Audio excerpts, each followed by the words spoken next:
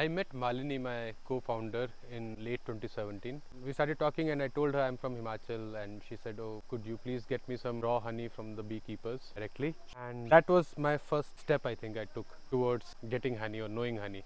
I called back home, I called friends, I called family, and they said we don't know any beekeepers anymore. I had uncles growing up who used to keep bees. I called them and they said it's not the time to do beekeeping now, it's a gamble, and I want my kids to become, because I live in mountains with very heavy tourist income, I would rather have my kids become trekking guides or tourist drivers than get into beekeeping, because you don't really know if you'll ever make any money and it's a cycle, you get stuck in it. That was some confusing things that I got to hear, especially because I was living in Delhi for the last 2-3 years, and I could see that the urban consumer or the urban community in whole was moving away from sugar and switching to honey.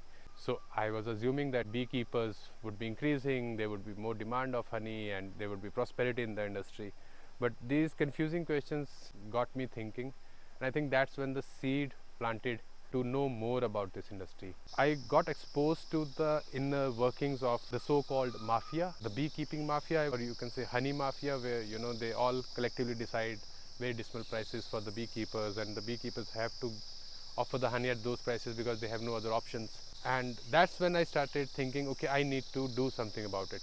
Not like huge dreams, but yeah, I wanted to see what I can do to change it.